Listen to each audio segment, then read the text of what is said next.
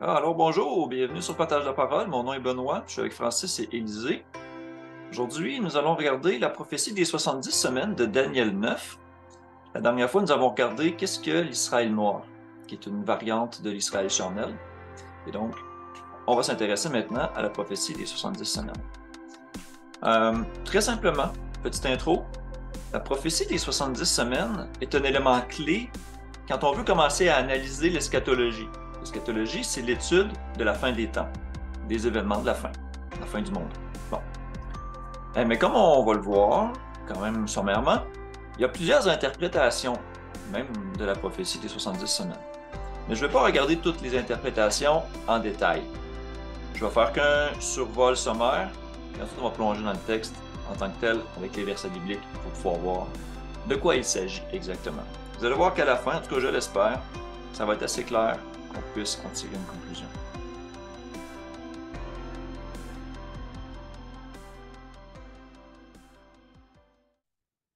Rien de mieux que d'aller voir directement Daniel 9. Donc, je vais vous partager mon e-sword pour aller voir les versets et on va les lire ensemble. Donc, je vous partage mon écran.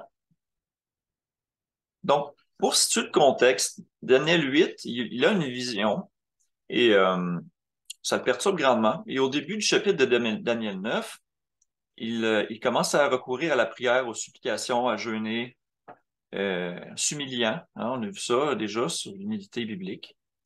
Et il confesse ses péchés, les péchés de son peuple, à, à Dieu. Et puis au travers de ça, un messager arrive et vient lui donner une prophétie. Donc, ça commence au verset 21. Donc, ça dit, je parlais encore dans ma prière quand l'homme, Gabriel, que nous savons être un messager, un ange, le même qui vient annoncer la naissance de Christ à Marie. Donc, il dit que j'avais vu précédemment dans une vision, s'approcha de moi d'un vol rapide au moment de l'offrande du soir. Il m'instruisit et s'entretient avec moi. Il me dit, Daniel, je suis venu maintenant pour ouvrir ton intelligence. Lorsque tu as commencé à prier, la parole est sortie et je viens pour te l'annoncer car tu es un bien-aimé. Sois attentif à la parole et comprends la vision. C'est ici que ça commence vraiment, au verset 24. Ça dit, 70 semaines ont été fixées sur ton peuple et sur ta ville sainte pour faire cesser les transgressions et pour mettre fin au péché, pour expier l'iniquité et amener la justice, le mot ici c'est droiture, donc amener la droiture éternelle, pour sceller la vision et le prophète et pour oindre le Saint des Saints. Sache-le donc et comprends, verset 25. Depuis le moment où la parole a annoncé que Jérusalem sera rebâtie jusqu'à loin, ici le mot hébreu est Machia, ça veut dire le Messie, au conducteur, il y a 7 semaines et 62 semaines. On va l'examiner un peu plus loin. Les places et les fossés seront rétablis, mais en des temps fâcheux. Et verset 26, après les 62 semaines, un oint ou loin sera retranché, il n'aura pas de successeur. Le peuple d'un chef qui viendra, ici certaines traductions vont le rendre autrement, détruira la ville et le sanctuaire, et sa fin arrivera comme par une inondation. Il est arrêté, hein, ça veut dire il est arrêté, il est déterminé, il se prédit, que les dévastations dureront jusqu'au terme de la guerre. Ensuite, ça parle au verset 27, il fera une solide alliance avec plusieurs pour une semaine, et durant la moitié de la semaine, il fera cesser le sacrifice et l'offrande. Le dévastateur commettra les choses les plus abominables jusqu'à ce que la ruine et ce qui a été résolu fondent sur le dévastateur. Si on va voir d'autres traductions, ça ressemble toujours un peu à la même chose. Euh, Ce qui est important, c'est de comprendre le pourquoi. Qu'est-ce que la prophétie vise? Ce que ça vise, c'est au verset 24. Ça dit donc, c'est pour faire cesser les transgressions.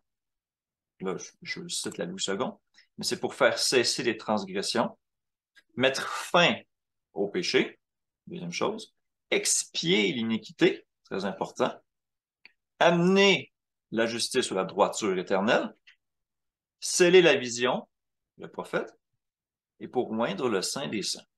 Bon, le Saint des Saints, dans le contexte, on ne sait pas encore qu'est-ce que c'est, on va le développer au cours de la diffusion. Donc ça, c'est l'ensemble des versets de Daniel 9.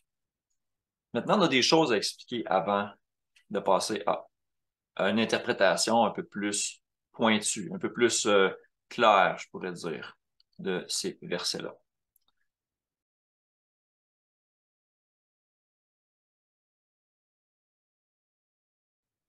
Première des choses, il faut examiner la définition des jours. Vu la période de temps impliquée, qu'on parle ici de 70 semaines, il est impossible qu'on parle de 70 semaines littérales, parce que si on se met dans le contexte de l'époque, on est au temps où Daniel a été exilé à Babylone. Il est dans le règne des rois de Babylone qui se succèdent, Mèdes, Perses, tout ça. On date ça environ autour de moins 600, moins 600 jusqu'à moins 400. Donc, de partir de là, approximativement, et d'aller jusqu'à Christ, qui est dans les années autour de 30, c'est impossible, on n'a pas 70 semaines. Donc, il faut laisser la Bible donner les clés de compréhension. Il faut laisser la Bible donner des pistes de solution. Maintenant, qu'est-ce qu'on a comme piste de solution en rapport avec ça? Donc, si je continue, euh, le contexte, bien sûr, dans lequel Daniel lisait, on le lit dans le début de Daniel 9, mais il fait allusion à une citation du livre de Jérémie, en Jérémie 25, 11, dans lequel ça dit « Tout ce pays deviendra une ruine, un désert, et ces nations seront asservies au roi de Babylone pendant 70 ans. Mais lorsque ces 70 ans seront accomplis, je châtierai le roi de Babylone et cette nation, dit l'Éternel, à cause de leurs iniquités. Je punirai le pays des Chaldéens, j'en ferai des ruines éternelles. » Donc, on parle d'une promesse qu'à partir du moment où les Israélites allaient être exilés, ils allaient passer 70 ans en captivité, puis après ça, ils allaient pouvoir retourner en Jérusalem. Donc, c'est en méditant ce texte-là que la vision de Daniel 9 plus tard est arrivée. J'aurais peut-être dû mettre ce verset-là juste avant pour pouvoir mieux l'expliquer. Pour essayer d'expliquer les 70 semaines et le fait que ça semble relativement court comme délai, on peut aller en Lévitique 25, 8, dans lequel on voit « Tu compteras 7 sabbats d'année ». On sait que sabbat peut représenter aussi semaine comme terme. Sabbat signifie 7 jours, 7e jour. Mais ici, on dit de faire une liaison entre une semaine littérale et un nombre d'années. Regardez, ils disent 7 fois 7 années. Et les jours de ces 7 sabbats d'années feront 49 ans. Donc ici, on a une règle de base qui est donnée et qu'on retrouve ailleurs, que je vais vous montrer, qui dit qu'une journée est une année. Intéressant. Allons ailleurs, en Genèse 29, verset 27. Ici, c'est question de Jacob qui travaille pour Laban pour prendre femme. Et il lui dit, Laban lui dit, bon, c'est après qu'il a pris, il voulait marier Rachel et que Laban lui donne Léa. Il lui dit, pourquoi m'as-tu trompé et tout ça? Et Laban lui dit, achève la semaine avec celle-ci et nous te donnons aussi l'autre pour le service que tu feras encore chez moi pendant 7 nouvelles années. Donc ici, vous voyez, même en Genèse, on compare une semaine à 7 ans. Donc, c'est pas un concept qui est nouveau au prophète. Ça date même de la Genèse. Ce principe-là de prendre des jours en année. D'accord? Je m'en vais en Nombre 14:34 pour la suite des choses.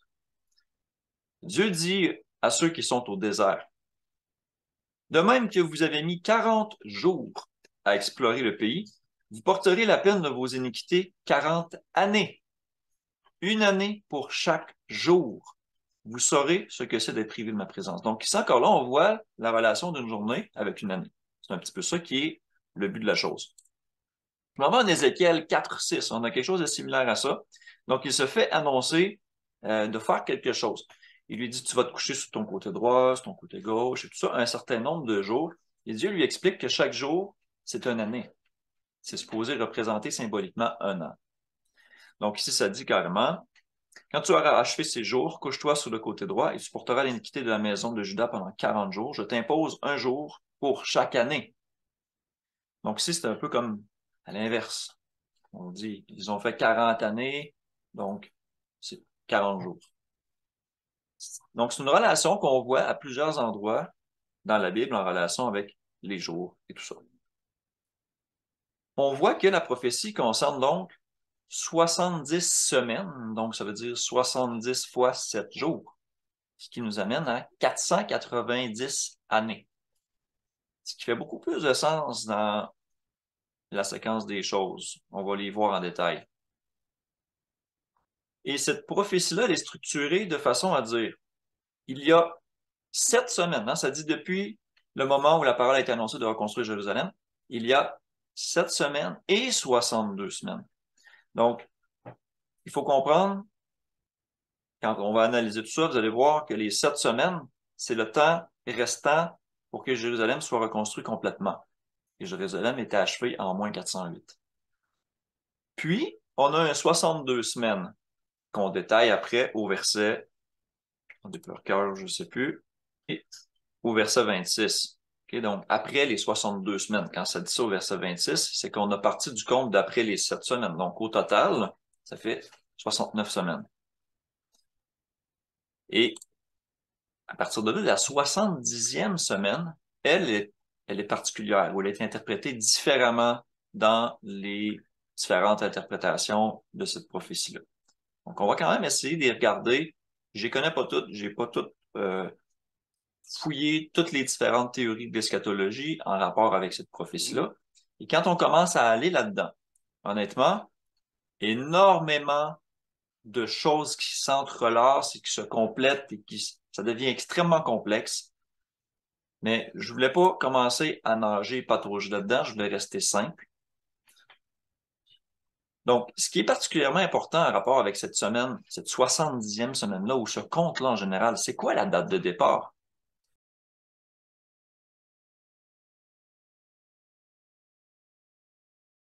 Le texte nous dit, depuis le moment où la parole a annoncé que Jérusalem sera rebâtie jusqu'à loin de Christ, il y a 69 semaines. On peut le lire comme ça. Donc, en gros, il y a 4 hypothèses qui sont sur la table, hein, concernant des dates de départ de la prophétie, concernant donc le décret mentionné en Daniel 9, 26. Donc, je vais juste vous les dire, ensuite on va les regarder, je vais vous partager une image dans laquelle on les décortique un petit peu. Donc, le premier, ça serait de dire que c'est le décret de Cyrus de reconstruire la maison de Dieu en 536 avant Jésus-Christ, donc en moins 536. Et ça, on le voit dans certains textes. Et là, je vais essayer de vous les amener à l'image. Donc, je repartage mon e-sword. Bien sûr, je pourrais juste vous les donner comme ça. Bon, c'est quand même pas très long, on va les lire ensemble. Parce qu'en fait, ça parle d'une prophétie directe au roi Cyrus. En Ésaïe 44, verset 28, donc ça dit, je dis de Cyrus. Et là, il faut comprendre que quand Isaïe écrit ça, en Ésaïe 44, c'est avant l'exil. Donc, Cyrus n'était même pas encore né. D'accord? Cyrus, le roi perse, qui allait conquérir Babylone et qui en vient après à la prophétie au temps de Daniel, n'est pas encore en vie au moment où ça fut écrit. OK. Donc, la prophétie dit, je dis de Cyrus, il est mon berger et il accomplira toute ma volonté. Et il dira de Jérusalem qu'elle soit rebâtie et du temple qu'il soit fondé. Donc, intéressant ici que on peut s'imaginer que plus tard, Cyrus devrait annoncer qu'il va reconstruire Jérusalem. Bon. Un autre texte qui parle de Cyrus, le chapitre suivant, Isaïe 45:1. Ainsi parle l'Éternel à son oint, à Cyrus. Ici, ça fait étrange de coller le mot oint à Cyrus, qui est un roi perse, en fait, qui est un genre des nations. Et comme Dieu a utilisé le roi de Babylone pour punir Jérusalem, il utilise Cyrus, hein, il l'a choisi, en ce sens-là, pour faire son dessein. pour accomplir la mission qu'il avait à bien de faire, c'est-à-dire faire les choses en leur temps. Cyrus est né, a grandi, est arrivé à maturité exactement au temps prescrit, comme on va le voir. Donc, je m'en vais au verset 13, Isaïe 45. C'est moi qui ai suscité Cyrus dans ma justice, et j'aplanirai toutes ses voies, et il rebâtira ma ville, il libérera mes captifs, sans rançon ni présent, dit l'Éternel des armées. Donc ça, c'est comme un indice que ça va commencer par lui. Donc, on va regarder ça. On s'en va en Esdras 1:1. Donc, ça dit la première année de Cyrus, roi de Perse, afin que s'accomplit la parole de l'Éternel prononcée par la bouche de Jérémie. Ici, on parle des 70 années de Jérémie. On a parlé, je crois que c'est Jérémie 25 de tantôt. L'Éternel réveilla l'esprit de Cyrus, roi de Perse, qui fit faire de vive voix et par écrit cette publication dans tout son royaume. Ainsi parle Cyrus, roi des Perses, l'Éternel, le Dieu des cieux, m'a donné tous les royaumes de la terre, il m'a commandé de lui bâtir une maison à Jérusalem en Juda. Donc ici, il dit dans tout lieu où séjournent les restes du peuple de l'Éternel, les gens du lieu leur donneront de l'argent, de l'or, des effets, du bétail avec des offrandes volontaires pour la maison de Dieu qui est à Jérusalem. Donc à partir de là, Cyrus, comme dit que les gens peuvent retourner à Jérusalem pour reprendre possession des lieux, on pourrait dire. Okay? Donc, grosso modo, ça, c'est les versets qui vont appuyer la première hypothèse qui nous donne une date, ce qui correspondrait environ à moins 536. Bon. Mais il est arrivé des choses dans la chronologie de ces événements-là qui fait que c'est beaucoup plus complexe que ce qu'on peut l'imaginer. Donc, je continue. La deuxième hypothèse, c'est par le décret de Darius qui poursuit le travail qui avait été entravé. Donc, je m'en vais en Esdras 4:21. Donc, ce qui est arrivé, c'est que Cyrus a donné la permission que toutes ces choses-là se fassent, mais à quelque part, ça a été arrêté parce qu'il y a des contestateurs qui se sont mis à chialer, qui ont dit que Jérusalem, c'était une ville de rebelles et tout ça. Donc, au moment où est-ce que c'est le roi, je crois, Darius, il dit, en conséquence, ordonnez de faire cesser les travaux de ces gens afin que cette ville ne se rebâtisse pas avant une autorisation de ma part. Donc ici, il y a comme renversement du décret précédent en disant arrêtez tout le temps que je valide les choses. Vous pourrez lire Esdras 4 pour avoir une idée de ce qui s'est passé. Là, ici, je crois que c'est Artaxerxès. Avec la vie de Cyrus, roi de Perse. Il me semble que c'est le décret de Darius. Ouais, c'est ça. Bon. Donc ça, c'est la deuxième hypothèse. C'est qu'après ça, il donne permission de reconstruire. Esdras 6:1. Alors, le roi Darius donna ordre de faire des recherches dans les maisons des archives où l'on déposait les trésors à Babylone. Donc, et ça cite au verset 3, la première année du roi Cyrus, le roi Cyrus a donné cet ordre au sujet de la maison de Dieu à Jérusalem, que la maison soit rebâtie pour être un lieu où l'on offre des sacrifices et qu'elle ait des solides fondements et tout ça. Donc, lui, il réappuie le fondement de Cyrus d'origine, qu'il avait lui-même arrêté le temps d'examiner les choses. Donc, la deuxième date qui est envisagée pour ça, c'est par l'ordre de Darius. Donc, moi, Darius, j'ai donné cet ordre qu'il soit ponctuellement exécuté. Je suis en Esdras 6:12. Donc là, on est autour de moins 519. Donc, si on considère cette date-là comme point de départ, on va voir ce que ça donne. Mais c'est pas tout. C'est loin d'être tout. Alors, c'est un peu compliqué, hein? Quand on lit le récit de Néhémie, on voit qu'il y a beaucoup d'embûches et tout ça. Donc, la troisième hypothèse qui est sur la table, qui est présentée, c'est le décret qui est donné par Artaxerxès à Esdras en moins 457. On le lit en Esdras 7:11. Donc, j'y suis dans le partage d'écran. Donc, ça dit, voici la copie de la lettre donnée par le roi Artaxerxès à Esdras, sacrificateur et scribe, enseignant les commandements, les lois de l'Éternel concernant Israël. Et là, suit tout un paquet de prescriptions qui donne pouvoir à Esdras, vraiment de la part du roi, de lui fournir tout ce qu'il a de besoin, de condamner quiconque se mettrait dans son chemin. Donc vraiment, là vraiment, c'est un décret qui semble ultime, dans le sens que arrêter, tous ceux qui vont s'opposer vont être punis. C'est un peu ça qu'on lit. Et donc, verset 21, ça confirme un peu le tout.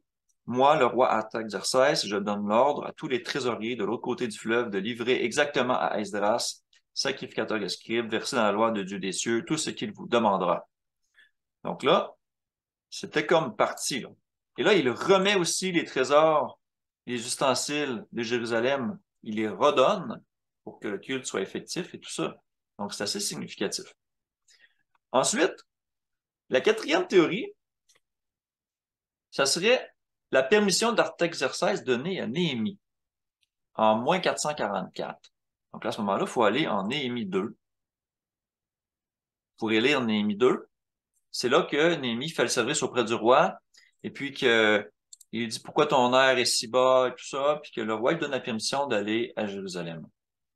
Et la conclusion un peu de tout ça est en Néhémie 6,15, dans lequel ça dit que la muraille fut achevée le 25e du jour du mois d'Élul en 52 jours. Donc, ça, c'est un peu comme la conclusion de la mission de Néhémie. C'est qu'il avait été appelé pour se rendre à Jérusalem et de rebâtir le mur. Pas le temple, pas les fondations, pas la ville, pas, d'un certain sens, il a contribué. Certaines personnes vont prendre cette permission-là d'Artaxerxès à Néhémie en moins 444 comme étant la date de départ de la prophétie des 70 semaines. Bon. Maintenant, 3 de ces 4 décrets-là peuvent être immédiatement rejetés par une simple logique. Parce qu'ici, ça pourrait être confus. On pourrait dire, ouais, mais OK, on part de où, là? Donc, tout simplement, je vais vous partager un autre écran. C'est une image qui va un peu tirer ça au clair pour vous aider à faire la part des choses. Donc, j'ai présenté les 3 décrets qui peuvent être écartés, façon de parler, et les raisons de. Donc, le 1, je vous parlais du décret de Cyrus, qui est en moins 536. Si on applique la prophétie des 69 semaines, parce qu'on sait que du décret jusqu'à loin, il y a 69 semaines, ça donne 483 années. Donc, on prend 536, on ajoute 483, ça nous donne moins 53. On est beaucoup trop tôt pour ce qu'on connaît être la venue du Christ. On prend la deuxième théorie qui était le décret de Darius pour poursuivre le travail après qu'il ait été entravé. Ça a été fait ça en moins 519. Encore là, on fait la même chose, on ajoute 483, on arrive à moins 36. C'est encore trop tôt. Ensuite, la quatrième hypothèse, celle qui était la permission d'Artaxerxès à Néhémie, en moins 444, et là, parfois, il y a une variation d'une petite année. Des fois, certaines sources vont dire moins 443, d'autres moins 544. Ben, qu'on prenne une de ces deux dates-là de toute façon et qu'on ajoute 483 ans, on arrive en l'an 39, ce qui est beaucoup trop tard. On est pas mal sûr que la crucifixion a eu lieu entre les années 30 et 33 environ. On le sait à cause de d'autres facteurs historiques, comme par exemple les mentions dans l'Évangile de Luc, dans lequel on voit qu'il y a certains souverains romains qui régnaient et on connaît les dates historiques dans lesquelles ils ont régné. Donc, on le sait que l'année 39 ici est trop tardive. Donc, je vous ai fait quand même un résumé de tout ça. Ce que je pourrais ajouter en rapport avec l'hypothèse numéro 4, c'est que bien que le roi ait permis à Néhémie de retourner à Jérusalem, il ne semble pas y avoir eu de décret officiel, comme je vous ai expliqué. Artaxerxès a simplement accédé à la demande personnelle de Néhémie de retourner à Jérusalem pour une durée déterminée. Il lui a dit quand est-ce que tu vas revenir, combien de temps ça va te prendre, et tout ça, on peut le lire. Et quand Néhémie est arrivé à Jérusalem, il a trouvé le peuple déjà engagé dans la construction de la ville. Il agissait apparemment en vertu du décret donné à Esdras 13 ans plus tôt. Donc, Néhémie a achevé l'œuvre qu'il souhaitait accomplir à Jérusalem en seulement 52 jours. On l'a lu en Néhémie 6,15. Donc là, je vais vous montrer une référence, bon, c'est un site Wikipédia, c'est une référence historique qu'on pourrait croiser avec d'autres sources, en rapport avec Artaxerxès Ier. Historiquement, on parle de quelle année? Donc, je vais aller vous montrer ça. Encore là, je partage mon écran sur ceci. Donc, on parle ici d'Artaxerxès Ier. Il y en a eu deux, le premier du nom, le deuxième du nom. Celui qui coïncide avec le récit biblique sera le premier. Donc, il aurait régné dans cette époque-là, de moins 465 à moins 424, ce qui correspond exactement à la période qu'on a lue, même dans les quatre hypothèses. Et on voit un peu plus loin quand on descend dans la description des choses. Attendez que je retrouve le passage. Témoignage des sources grecques. Donc, on parle de l'ascension au règne d'Artaxerxès aux alentours de ces dates-là. Et là, le décret de moins 457, où est-ce qu'on prend? Donc ici, on fait une référence au récit biblique et on parle dans les notes, comme vous avez pu voir, de moins 457 si on suppose qu'il s'agit d'Artaxerxès Ier. Donc c'est un peu de là où, historiquement, on va parler d'Artaxerxès Ier, qui son décret qu'il a donné de reconstruire, de permettre à Esdras d'aller reconstruire Jérusalem, le temple et tout ça. Donc, vous pourrez lire, je vais le mettre dans les liens aussi, ce site-là.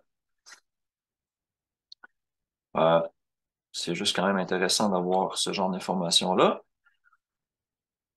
Donc, de façon intéressante, si on calcule à partir de moins 457 et qu'on y ajoute 483 qui est 69 semaines fois 7 jours, okay, on arrive au chiffre 26. Mais puisqu'on passe de moins quelque chose à plus quelque chose, l'année 0 n'existe pas. Vous pouvez faire cette recherche-là. Donc, on se retrouve à ajouter 1. Parce qu'en fait, on compterait une année 0 qui en fait n'existe pas, donc on doit ajouter 1. Vous comprenez? Donc, on se retrouve à l'année 27. Donc, l'année 27 serait, théoriquement, l'année où Christ est arrivé. Mais comment? Pourquoi au juste? On retourne notre Bible et on regarde qu'est-ce qui nous est dit en rapport avec ça. Donc, encore là, je vous repartage mon e-sword. Et là, j'essaie vraiment de décortiquer ça étape par étape pour rendre ça le plus clair possible. Donc, je m'en vais en Acte 10, verset 38. Et ça dit, « Vous savez comment Dieu a oint du Saint-Esprit et de force Jésus de Nazareth, qui allait de lieu en lieu, faisant du bien et guérissant tous ceux qui étaient sous l'emprise du diable, car Dieu était avec lui. » Donc ici, on fait une allusion directe à être oint du Saint-Esprit. De quoi on parle? On parle du baptême de Jésus. Hein, si on s'en va, je crois, je ne l'avais pas mis dans mes versets, mais si on s'en va, un exemple de ça, en Matthieu 3,16, je crois, eh bien, on s'en va dans le récit de Jean-Baptiste. Et on voit que quand Jésus a été baptisé, les cieux s'ouvrent et l'Esprit de Dieu descend comme une colombe et venir sur lui. Et c'est lui qui est oint de l'Esprit. On a d'autres passages qui disent, hein, le Seigneur, l'Esprit du Seigneur est sur moi, il m'a oint dans les prophéties. Donc, on voit que ça fait du sens, ça. Ça fait du sens. Marc 1,15 est intéressant aussi à ce niveau-là. Une fois qu'il a été baptisé, ouais, il a été tenté, envoyé au désert 40 jours. Et ensuite, il disait, en Marc 1,15, le temps est accompli. Et le royaume de Dieu est proche. Repentez-vous et croyez à la bonne nouvelle. De quoi il parle? Le temps est accompli. Il savait très bien que la prophétie de la venue du Christ était là, que le temps était là, accompli. Sinon, le temps est accompli. Qu'est-ce que ça veut dire, ça?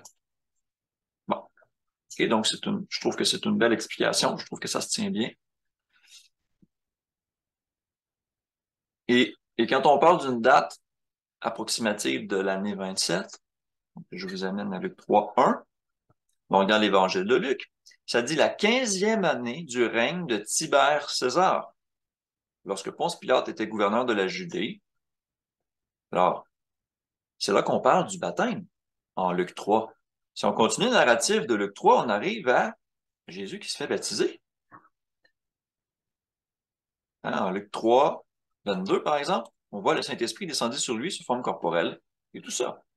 Donc, si on s'en va dans l'histoire là, avec cet indice-là que Luc nous donne ici, la 15e année du règne de Tibère César, quand on va voir ça dans l'histoire, ça nous pointe vers quelle année environ? On va aller voir ça. Donc, je vous amène encore là dans un autre wiki d'histoire, celui-là de Tibère César, justement. Donc ici, je suis sur le site Wikipédia, bien sûr, et ça nous montre Tibère César. On dit que son règne a duré de l'année 14 à l'année 37. Donc, si je fais un compte rapido, bien sûr, les Juifs calculaient de façon inclusive. Donc, il dit que c'est durant la 15e année du règne de Tibère César. Et s'il a commencé son règne en 14, alors je compte 14, 15, 16, 17, 18, 19, 20, 21, 22, 23, 24, 25, 26. En 27, je tombe à la 14e, 15e année du règne de Tibère César. Et n'oubliez pas que l'année biblique s'étend sur 2 années romaines. L'année biblique commence au printemps, tandis que l'année romaine, elle, on recommençait l'hiver, un peu comme on a les calendriers d'aujourd'hui en janvier. Donc, on est très, très proche. On est à l'année 27 ou 28. Donc, tout ça se recroise et fait énormément de sens. Donc, on a la prophétie des 70 semaines avec le décret d'Artaxerxès en moins 457 qui nous pointe vers l'année 27. Luc nous dit que c'était la 15e année du Tibère César et on voit que son règne ici, ça serait cohérent avec ce fait-là, ce fait historique. Très intéressant. Je vais partager une image, encore là, pour tenter de mettre tout ça en image pour simplifier la chose.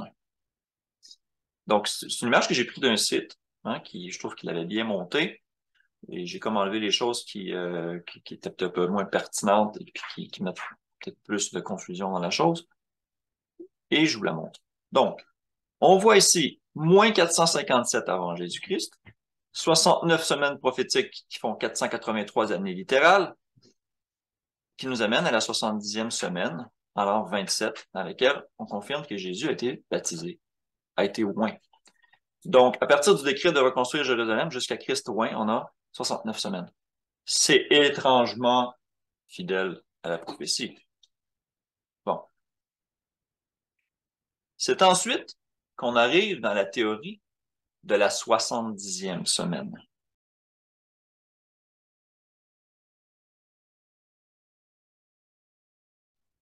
Bon. La 70e semaine, c'est là qu'il y a des divergences d'interprétation. Donc, je vous prépare ça pour vous expliquer ça.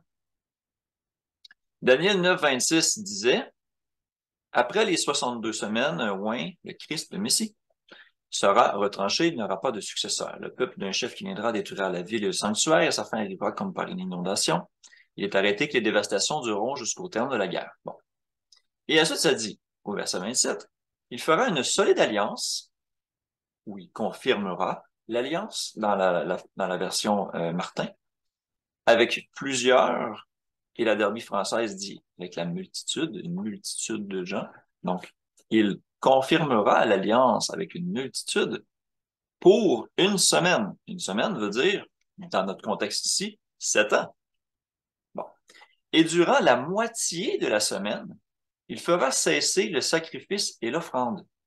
Ou, dans la française Martin, ça dit l'oblation. L'oblation, c'est des choses qu'on présentait au temple, des sacrifices, des animaux et des différentes choses, les boissons, le vin, le pain, l'encens, toutes ces choses qu'on présentait au temple dans le culte du temple terrestre. Donc, ça dit qu'ici, à la moitié de la semaine, il fera cesser le sacrifice et l'offrande, l'oblation. Ensuite, ça dit, le dévastateur commettra les choses les plus abominables jusqu'à ce que la ruine ait été résolue, fonde sur le dévastateur. Donc, comme je disais, c'est là un peu où ça se corse l'interprétation.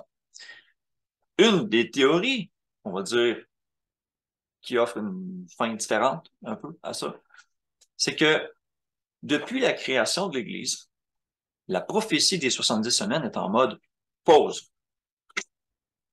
On attend la venue de l'Antéchrist pour résumer la 70e semaine, parce qu'on croit que dans le verset 27, on fait allusion au prince du peuple qui viendra et détruira la ville. Et ensuite, on dit que c'est ce prince-là qui va venir détruire la ville, qui fera une alliance avec plusieurs pendant une semaine.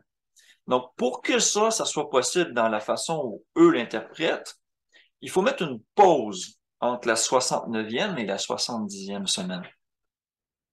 Je vais vous montrer par des images pour essayer de rendre ça plus visuel. Et c'est des choses qui influencent grandement les interprétations d'eschatologie, hein. Oui, oui. Donc ici, on a, bien sûr, c'est écrit en anglais, mais c'est un exemple. Donc, eux, ils ont parti leur compte à partir de moins 445. Donc, j'ai parlé, ça, c'était la quatrième hypothèse. Donc, ils comptent 483 ans. Ah, ils disent, ah, là, ça arrive ici, là, on a la crucifixion en l'an 32. Et ensuite, en l'an 70, Jérusalem est détruite. Maintenant, au présent, ils parlaient de 2009. J'imagine que quand l'article a été publié. Et ensuite, ils disent, oh, la 70e semaine commence ici. Commence quand l'Antéchrist va signer une alliance avec plusieurs pendant 7 ans. Donc ici, on a une plage de temps inconnue qu'on va appeler le temps des nations, par exemple. On a d'autres exemples légèrement différents, mais qui disent la même chose. Donc, on part ici aussi d'un compte de 444, on applique 69 semaines, c'est-à-dire 483 ans, on arrive à la crucifixion, et là, on parle du Messie le Prince, et là, on met ce qu'on appelle un time gap. On met un espace de temps indéterminé qui nous amène à la période de tribulation du verset 27. Une troisième image qui dit la même chose. Et je trouve que c'est plus clair sur cette image-là. Ici, encore là, on part le compte à 444, comme l'hypothèse 4. On applique 483 années et on applique la crucifixion en l'an 33 et la destruction de Jérusalem en l'an 70, parce que l'an 70, c'est un fait très, très bien documenté, historique. Et on met un espace de temps déterminé qu'on va appeler le temps de l'Église ou le temps des gentils, tout ça. Et qu'ensuite, il va y avoir la 70e semaine qui va nous amener dans la tribulation. Mais est-ce que c'est vraiment ça dont on parle? Première des choses, je vous amène ici, si on calcule 444, on a vu que ça nous amenait en 39. Pourquoi est-ce qu'ils mettent 32? Ça rentre même pas dans leur compte de 483 années. Ici non plus, ici, ils donnent pas l'année de la crucifixion. Ils sont comme prudents. Ils parlent de 33 environ. Mais si on prend leur date 444, moins 444 et qu'on ajoute 483, ben, ça n'arrive pas à 33. Et ici, pareillement, à 444, on arrivera en 33, ce qui fonctionne pas. Donc ici, il y a des compromis qu'on voit avec la prophétie. Ce que je vous ai expliqué jusqu'à maintenant ne fait pas de compromis avec la 70e semaine. Donc, en rapport avec ça, si on continue à partir de la 69e semaine et qu'on continue la 70e semaine dans l'ordre des choses, parce que dans la prophétie de Daniel, il n'y a pas de prescription de laisser un temps vague. C'est une mauvaise compréhension des événements et des versets qui induisent de vouloir mettre un espace de temps indéfini à cet endroit-là. Si on continue la prophétie de la 70 semaines après le baptême de Jésus, on en arrive à une constatation stupéfiante. Première des choses que je dois adresser avant d'aller là, c'est de vous présenter quand même un témoin important en rapport avec la durée du ministère de Christ.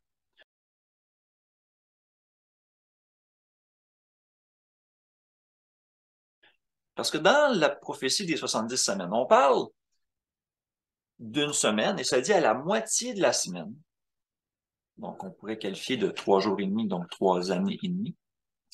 Ça dit que loin sera retranché, mais non pour lui-même, et qu'il fera cesser le sacrifice et l'offrande. Intéressant. À la moitié de la semaine, 3 ans et demi. Quand on fouille un peu, et qu'on regarde combien de temps dura le ministère de Jésus après son baptême, on trouve une durée approximative à 3 ans et demi, de son baptême jusqu'à sa crucifixion. Et on en a des exemples et des points clés, particulièrement dans l'évangile de Jean. Donc, je vais aller voir si je les avais mis dans mes versets pour vous les montrer. Je ne les avais pas ajoutés. Donc, je vais tout simplement les citer et vous expliquer un peu de quoi on parle. Et vous pourrez valider les versets, aucun souci. Donc, ça va éviter aussi d'avoir trop de va-et-vient entre les écrans. Donc, en Jean 2, versets 13 et 23, on parle de la fête de Pâques, qui arrive quelques mois après le baptême de Jésus. Sachant le cycle des fêtes qui reviennent à toutes les années, on peut très bien calculer le temps entre les différents récits. Donc, Jean 2 nous parle d'une fête de Pâques. Ensuite, Jean 5, 5.1, nous parle d'une fête qui n'est pas nommée. Mais quand on regarde au verset 2 dans la traduction King James, on parle du marché des brebis. Qu'est-ce qu'on faisait dans le temps de la Pâque? On achetait un agneau pour sacrifier pour la Pâque. Donc, ici, fort possible qu'on parlait d'une fête de la Pâque. Il y avait seulement 3 moments dans l'année où tous les hommes étaient requis de se rendre à Jérusalem. À la fête de la Pâque, pain sans levain et prémices qui étaient regroupés, à la Pentecôte et aux fêtes de l'automne. Donc, 5.1 ici, quand on regarde même les commentaires de certains commentateurs bibliques, il l'associe à la fête de la Pâque. En Jean 6.4, on a encore la fête de la Pâque. Ensuite, en Jean 7.2, on a la fête des tabernacles, qui est 6 mois après la Pâque. Hein? Pâque le 1er mois, tabernacle est au 7e mois, donc 6 mois plus tard. Ensuite, on lit en Jean 10.22 que c'était la fête de la dédicace, qui est au 10e mois, qui est durant l'hiver, qui est 3 mois après la fête des tabernacles. Et dans la suite du narratif, on s'en va en Jean 12. C'était la fête de Pâques et tout le récit suit où Jésus fut crucifié. Donc, si on fait un petit peu le compte des différentes fêtes, on trouve 3 ans et demi. Ça concorde très bien avec la prophétie de son onction et de sa crucifixion en rapport avec Daniel 9. C'est assez clair. Et je vais amener un détail à votre compréhension, mais ceux qui ont lu les Écritures le savent. Le voile s'est déchiré à ce moment même où Jésus fut crucifié. Il a inauguré l'alliance de son sang avec beaucoup, comme nous le dit Ésaïe 53. Il a expié les péchés. Il a établi la droiture par sa résurrection. Il a oint le Saint des Saints. Parce que le Saint des Saints, c'était l'endroit où on appelait ça l'endroit où le prêtre rentrait une fois par année, où était l'arche, où était la présence de Dieu dans le temple. Et on sait que le Saint des Saints, c'est le céleste, c'est l'endroit où Dieu, le Père, est, lui. Donc, quand Jésus a fait son ascension, il est allé dans le Saint des Saints. On peut comparer tout ça avec Hébreux 10, versets 4 à 10, dans lequel il dit carrément que les sacrifices, il n'a pas voulu, mais qu'il est venu établir l'obéissance. Hein? Voici, je viens pour faire ta volonté. Il dit que c'est en vertu de ce sacrifice, une fois pour toutes. Donc, d'un sens, à son sacrifice, Jésus a fait cesser le sacrifice et l'oblation. Comme le dit Daniel 9. Mais si on déporte tout ça dans le futur, dans un événement futur d'un antéchrist, ça fait plus de sens. Ça peut en faire peut-être si on tricote avec d'autres choses, avec d'autres notions. Je suis pas fermé à examiner toutes les autres preuves, mais ici, la chronologie des choses est stupéfiante. On en arrive vraiment à une conclusion intéressante. Et il reste un autre 3 ans et demi qu'on peut se poser la question. L'autre 3 ans et demi, et là, je vais vous partager encore là, une image qui va pouvoir mettre tout ça plus clair. Donc, je vais reprendre à partir du moment où on parlait du baptême, puis je vais vous expliquer la dernière semaine, la 70e semaine. Donc, je vous amène sur mon partage d'écran. Donc, ici, on a de moins 457 à 27, qui est les 483 années littérales. Et là, pour la 70e semaine, on a l'an 27 où Jésus est oint. Il reçoit son baptême de Jean, il est oint d'Esprit Saint. Il fait son ministère 3 ans et demi et à la Pâque, il est crucifié l'an 31. au milieu de la semaine. Et quand on complète ça et qu'on ajoute encore 3 ans et demi, on arrive en l'an 34. Et là, c'est totalement, on va dire, une supposition. Et quand on lit les récits et qu'on ajoute les événements, les chronologies et tout ça, on arrive étrangement proche de la lapidation d'Étienne, où, après toutes ces années, Jésus a commencé son ministère et il a prêché à la nation d'Israël, à ceux qui étaient supposés le reconnaître. Et ce fut le cas même après sa crucifixion par les apôtres. Et au travers de ces gens-là, il y avait des étrangers aussi. On sait qu'il y a des Romains, qu'il y a toutes sortes de gens de toutes les époques aussi, qui se sont attachés à Israël, qui sont devenus Israël. On l'a vu dans les autres diffusions sur la nature de l'Israël ou d'être juif. Donc, cette alliance-là, elle a été faite avec les Juifs, mais avec les païens aussi. On le sait, l'Évangile est allé aux païens, mais elle est allée après l'an 34. Après que Étienne ait été lapidé par le Sanhédrin et qu'officiellement les autorités de Jérusalem renient le témoignage d'Étienne. En acte. En acte. En acte quoi? En acte 7, je crois. Je suis pas certain. Donc, c'est un petit peu ça l'ébauche de la chronologie en général. Et bien sûr, après, on va en parler après, en l'an 70, Jérusalem est détruite par Rome. Donc, ça coïncide avec ce qu'on a vu de Daniel 9, que ça dit, le prince d'un peuple viendra et détruira la ville et le sanctuaire. Après la 70e semaine. C'est exactement ce qu'on voit qui s'est passé historiquement. Et là, ça donne pas de délai de temps entre la fin de la 70e semaine et la destruction de la ville. Et si on calcule entre 34 et 70, on n'a rien dans la prophétie qui en parle, mais clairement, historiquement, on sait que Jérusalem, le temple, a été détruit en l'an 70. Ça a été une grande période de difficulté pour ce peuple-là. Tous ceux qui étaient là, mais les chrétiens, qui avaient compris les enseignements aussi de Christ, qu'ils avaient avertis d'avance, ils sont sortis. On a des témoignages par différents auteurs des premiers écrits. Bon. Alors, je vais vous amener sur des versets qui peuvent être assez troublants en rapport avec ce que je viens juste de vous dire. C'est en acte 7, hein? Ouais, c'est ça. Je viens de valider aussi, c'est en acte 7 qu'Étienne fait son plaidoyer devant les Sanhédrins qui se fait lapider. Et Paul, même, qui est renommé, Saul, qui est renommé Paul, continue à vouloir essayer de sauver les Juifs. Hein, il les visite dans les synagogues et tout ça, puis à un moment donné, il se tanne. Il se fait tellement persécuté par eux, puis il dit, bon, si vous voulez pas nous recevoir, on se tourne vers les païens, vers les gentils. C'est à partir de là qu'il met ses efforts dans les églises, puis on voit ses épîtres, tout ça.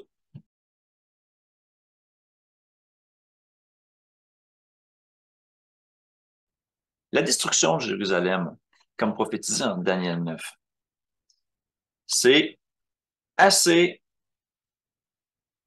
clair, somme toute, quand on se donne la peine de faire des correspondances entre ce qui est écrit et les versets, on va voir du Nouveau Testament. D'accord? Donc, en Daniel 9, ça disait, le peuple d'un chef qui viendra détruira la ville et le sanctuaire et sa fin arrivera comme par une inondation. Et là, la confusion se situe au verset 27 quand ça dit, il fera une solide alliance avec plusieurs pour une semaine. Donc, c'est qui ça, il? C'est le oint ou c'est le prince du peuple qui vient? Donc, si on prend une interprétation ou l'autre, ça nous conduit dans un des deux scénarios que je suis en train de vous parler. Donc, si c'est le oint qui fait une solide alliance, c'est celle de Christ qui l'a établie. Et si on dit que c'est le dévastateur qui vient, qui détruit la ville, ben là, on parle-tu de l'an 70 ou on parle d'un autre dévastateur dans le futur? Vous voyez un peu comme ça peut être confus. Et ce qui est intéressant ici, c'est que ça dit que durant la moitié de la semaine, il fera cesser le sacrifice et l'offrande, comme on l'a vu. Et ça dit, le dévastateur commettra les choses les plus abominables jusqu'à ce que la ruine qui a été résolue fonde sur le dévastateur. Et il y a d'autres traductions que je préfère à la Louis II en rapport avec ça. Quand je regarde la King James, entre autres, ça dit qu'il fera cesser le sacrifice et l'oblation. Et ça dit, et pour avoir répandu les abominations, il la rendra desolate. Desolated. Là, ici, je vais vous partager mon histoire pour que vous puissiez voir ce que je parle. Parce que ça va être, c'est quand même important dans le reste des versets que je vais vous partager. Donc, bien sûr, la King James, c'est une version en anglais, mais vous pouvez trouver des traductions françaises en ligne. Donc, ici, on dit vraiment, and for the overspreading of abomination, he shall make it desolate, even until the consummation. Donc, consummation veut dire jusqu'à la consommation de, jusqu'à la fin des temps, on pourrait dire, hein, jusqu'à temps que ce soit déclaré autrement. Et c'est déterminé que ça sera déversé sur ceux qui sont dévastés, d'une certaine manière. Intéressant, parce que je vais vous amener à d'autres passages bibliques qui reflètent un peu ce qui est dit. Je m'en vais en Matthieu 23, 37. Le Christ s'écrie en rapport avec Jérusalem. Et il dit, « Ô Jérusalem, toi qui tues tes prophètes et qui lapides ceux que je t'envoie. Combien de fois j'ai voulu rassembler tes enfants ensemble, comme une poule rassemble ses poussins sur ses ailes, et vous ne l'avez pas voulu. » Et regardez qu'est-ce qu'il dit au verset 38. « Voici, votre maison vous est laissée désolée, dévastée. Car je vous dis que vous ne me verrez plus jusqu'à ce que vous disiez, béni est celui qui vient dans le nom du Seigneur. » Et ici, on vient de faire un lien très clair que le Christ laisse Jérusalem dévastée. On va le voir ailleurs. En Luc 13, 34, un peu le même constat. « Ô Jérusalem, Jérusalem, qui tue tes prophètes et qui lapide ceux qui te sont envoyés. Combien de fois ai-je voulu rassembler tes enfants ensemble, comme une poule rassemble ses petits sous ses ailes, et vous n'avez pas voulu. » Verset 35.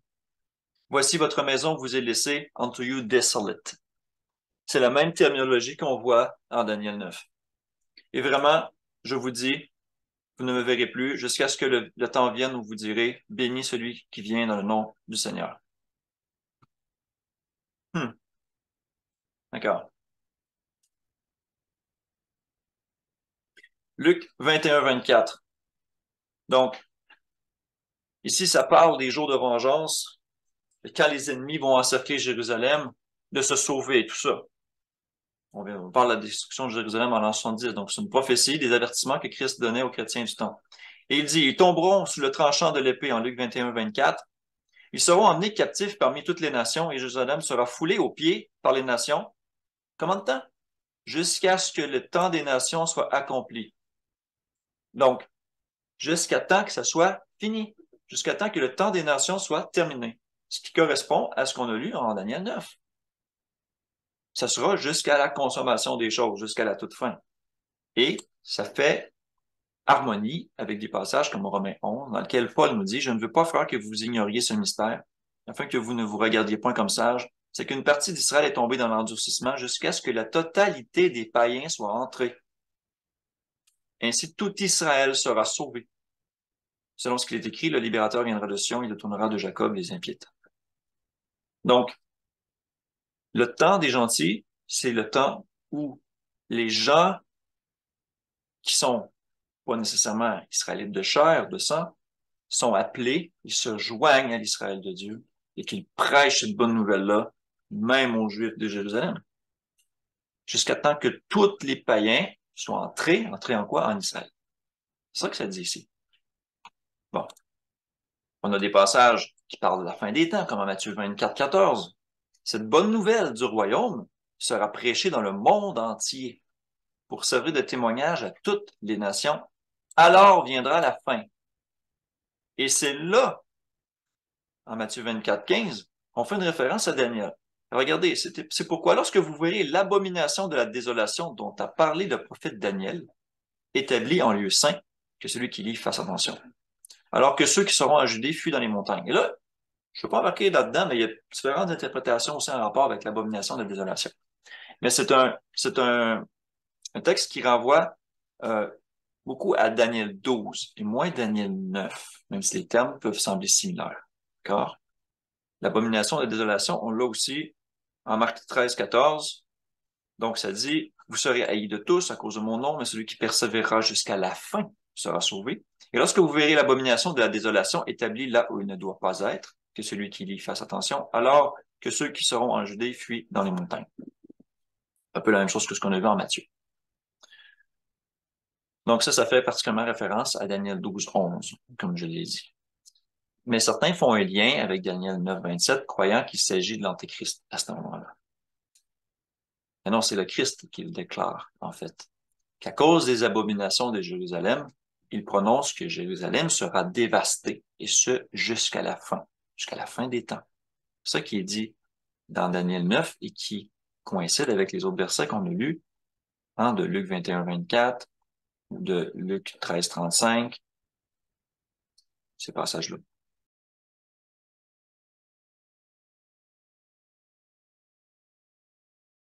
Donc, tout ça fait quand même un beau tableau complet. Donc, si je veux conclure le résumé, la prophétie des 70 semaines est d'une importance quand même vitale pour comprendre le calendrier et le sabbat lunisolaire. Ça paraît pas, j'en ai pas parlé du tout. Mais je fais un lien comme ça pour conclure. C'est que puisqu'on connaît l'année grégorienne, on peut retrouver la fête de la Pâque, parce qu'on sait qu'elle est liée au 14e jour du premier mois. Donc, on peut retrouver l'état de la Lune, selon les algorithmes qu'on a présentement, qui nous permettent de remonter dans le temps. On peut déterminer la date de la Pâque. Et par les récits bibliques, on peut savoir quand se situait le sabbat au travers de ça. C'est peut-être un aspect que je vais couvrir dans une autre discussion. Reste que, je crois que, honnêtement, beaucoup de gens s'égarent en relation avec cette prophétie-là des 70 semaines, en tenant compte que la 70e semaine serait dans le futur, dans la fin du monde, en insérant un temps indéterminé qui n'a pas de fondement biblique, en fait. Et ça perturbe la compréhension de tout ça. J'espère quand même avoir été assez clair dans mes explications. Je pense que je vous ai présenté tout ce que j'avais à vous présenter. Peu importe votre compréhension actuelle de la prophétie des 70 semaines, revisitez ce que je vous ai partagé. Faut prier afin d'y voir clair. Puis, faites-moi part de vos commentaires si vous en avez ou si vous avez des points de détail ou des questions. Faites-moi en part dans les commentaires. Pour faire suite à cette diffusion-là, de la prophétie des 70 semaines, parce que c'est en lien avec ça, la prochaine diffusion, on va regarder la première bête de l'Apocalypse. Qu'est-ce que c'est, la bête de l'Apocalypse? Qui a un lien aussi avec les prophéties de Daniel. Donc, on va regarder les différents critères, on pourrait dire, qui nous mènent à identifier la bête de l'Apocalypse, pour qu'on puisse mieux comprendre un peu les acteurs de la fin des temps. Donc, c'est ça. Pour moi, ça fait le tour de ce que je voulais vous présenter. Je sais que ça peut être beaucoup d'informations, évidemment, quand c'est la première fois qu'on plonge là-dedans. J'espère qu'avec les images, ça a quand même été un peu plus clair. Francis, as-tu quelque chose à nous partager là-dessus?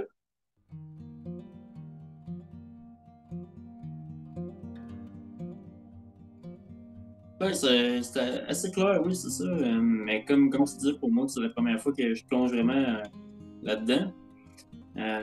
Bon, il va falloir que je me donne le temps de.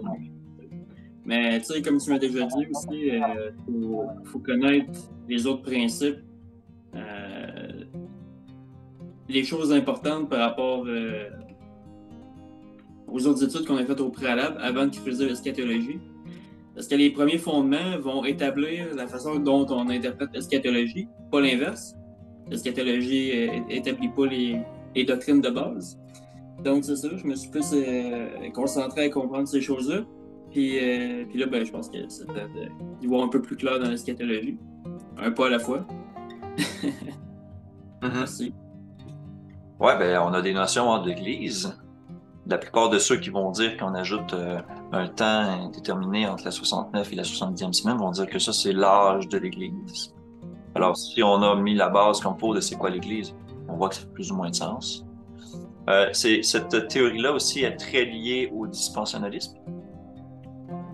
Bon, hein, l'ère de la loi, l'ère de la grâce, tout ça. Donc, on sait qu'il n'est pas nécessairement biblique dans le sens où ce qu'il nous l'explique. Donc, ça remet en question énormément d'interprétations hein, en rapport avec l'eschatologie. Donc, c'est quelque chose avec lequel moi-même je jongle encore et que je continue à étudier. Pour l'instant, je trouve que les différents témoins qu'on a en rapport avec la prophétie des 70 semaines, les témoins historiques, les témoins bibliques, tout ça font une belle harmonie. Là. Je n'ai pas trouvé d'autres explications plus complètes encore. Donc, si quelqu'un a une meilleure interprétation qui me la présente, je vais l'examiner. Mais jusqu'à maintenant, on a différents facteurs là, qui coïncident tous la même chose. Alors, on a moins 457 qui nous amène dans l'an 27 où Christ a été baptisé, qui correspond à la 15e, autour de la 15e année du règne de Tibère César. On a la semaine, on a le demi de la semaine où il fait cesser le sacrifice et l'oblation, il est crucifié en l'an 31 à la Pâque. Tout ça fait une belle harmonie. Donc, est-ce qu'il y a une interprétation de cette prophétie-là qui peut être déportée dans le futur? Peut-être. Je serai à l'examiner. Mais ce que je sais, c'est que ce qui était prévu et prophétisé est venu à passer à presque l'année proche dans le récit du ministère de Jésus. Donc, ça, je trouve ça assez formidable en soi. Est-ce quelque chose que tu voulais ajouter, Isabelle? Oui. En fait, c'est ça, au début, tu parlais des 4 scénarios là, que tu mettais, c'est ça, sur la table. Puis tu disais juste par les calculs, on pouvait en éliminer 3. Bon, ben, les 3 qu'on a éliminés, est-ce que ça pointe vers quoi exactement? Parce que oui, c'est écrit dans la Bible, en fait, là. C'est pour le Sirius, Darius, puis le troisième que j'ai oublié. Mais c'est ça que ça pointe vers quoi exactement? Si c'est pas pour. Ça pointe. Ouais. La prophétie en tant que telle, comme on l'a vu, met en perspective différents points clés vers le Christ, son onction, l'expiation des iniquités, établir la droiture, tous des facteurs qu'on trouve dans l'accomplissement du ministère de Jésus. Donc, de partir d'une date comme moins 500, je ne sais plus quoi, plus 483, nous amène à moins 50 quelques, ben, il ne s'est rien passé dans ces années-là en rapport avec ça. L'expiation des iniquités, loindre le Christ. Rien, on est beaucoup trop tôt. Et pourquoi c'était écrit dans la Bible, dans le fond? C'était pour nous expliquer quoi exactement pour qu'on comprenne? Mais c'est à nous à rechercher, à sonder les profondeurs de ces prophéties-là pour comprendre qu'est-ce qu'il y en est. Et on sait que toute bonne prophétie doit pouvoir s'accomplir ou se baser sur Christ. Donc, ça semble tout à fait logique de valider une date de départ par son objectif. C'est-à-dire que si la prophétie vise le Christ avec tout ce qu'il a accompli, ben c'est juste logique et normal de dire, ben, il y en a 3 qui sont pas bonnes. Il y en a une qui pointe dans les bonnes années. Et quand on se donne la peine de regarder ce détail-là, la 3e hypothèse qui part avec le moins 457, on voit que le reste coïncide. Mais là, je mets une hypothèse comme ça, mais peut-être qu'on a la compréhension de la date de départ complètement à côté, puis qu'il y a une 5e hypothèse ou une 6e, ou je ne sais pas. Peut-être que c'est des choses qui vont apporter à notre compréhension d'autres détails, peut-être des... Donc, à quelque part, on fait avec la parole révélée, puis on fait avec ce qu'on sait. On est dans un temps où la connaissance a augmenté, on a accès à des choses auxquelles nos ancêtres n'avaient pas accès pour examiner ces détails-là. On a une chance incroyable. Maintenant, pour répondre à ta question, moi, en tout cas, en cherchant, j'ai rien trouvé dans ces dates-là. Mais pourquoi Sirius et Darius sont inscrits dans la Bible? Ben, ils sont inscrits parce qu'ils ont fait quelque chose. Mais quand on comprend bien un peu ce qui s'est passé dans la séquence des 4 scénarios, façon de parler, on voit que l'instigateur, le premier de tout ça, c'est Cyrus, qui était prophétisé par Isaïe. Ouais. Mais qu'après ça, un successeur a comme interrompu tout ça. Puis qu'il a examiné, puis il a rétabli ensuite le décret de Cyrus. Donc, à la base, c'est pas lui qui a comme... C'est comme de dire... C'est comme un bonbon enveloppé avec plusieurs papiers. Tu enlèves un papier, mais tu n'as pas encore la bonne affaire. Tu enlèves l'autre papier, mais tu arrives au bonbon, façon de parler. C'est que Cyrus a donné la première permission des choses, mais ensuite, c'est les autres dirigeants qui ont comme arrêté, reparti tout ça. C'est ça qui rend la chose intéressante, c'est que là, on a plusieurs dates, mais comment on fait pour discriminer? Ben, il y en a 3 qui ne donnent pas du tout dans les dates possibles. Tu auras beau fouiller en moins 56, là, tu ne trouveras pas rien. En quelque sorte, Cyrus et Darius, eux autres, ils préparaient le terrain. Ben, si on veut, Oui, là, tout à fait. préparer le terrain pour quand. Jusqu'à temps qu'Artaxerxès donne Ok. plein pouvoir à Esdras, puis il lui dit, vas-y, je te donne de l'or, je te redonne les ustensiles du temple, je te donne une permission, je te donne même autorité à légiférer envers ceux qui s'opposeraient à toi. Là, c'est vraiment du costaud. Tu sais, tout ça doit être pris en considération, mais Artaxerxès, il a donné comme le décret officiel, mais tout ça a commencé avec Cyrus. Mais si on prend la date de Cyrus, on voit que ça ne fonctionne pas. Si on prend ensuite le décret de Darius, ça ne fonctionne pas. Il y a juste avec Artaxerxès que ça fonctionne, en moins 457. Sinon, toutes les dates sont trop tôt ou trop tard en fonction de ce qu'on sait. Les autres témoins, comme les pontifes romains. Donc, c'est pour ça que je vous ai fait cette démarche-là, parce que c'est celle qui était la plus cohérente. Il y a Élisée qui est parti. Il va revenir. Je ne sais pas s'il va vouloir commenter là-dessus. Je l'ai admis, mais je ne sais pas si ça a marché. Maintenant, Élisée, est-ce que tu as quelque chose à ajouter, à nous partager en fonction de la prophétie des 70 semaines? Est-ce que tu avais déjà examiné ça? Bon, non, non. C'est la première fois et j'ai vu que c'est la vérité parce que euh, ce que tu as parlé, c'était clairement juste parce que à ce temps-là, bon, au fait, ici, bon, moi, je partis et quand j'étudie beaucoup dans le Nouveau Testament, donc, mais de la manière que t'as parlé, j'ai vu que non, c'est la vérité, au fait. Parce que ça a été juste, mais il y a une partie de la Bible où tu as envoyé en anglais, bon, je n'ai pas compris là. Ouais. Ben, j'ai essayé de le traduire, là, mais ouais.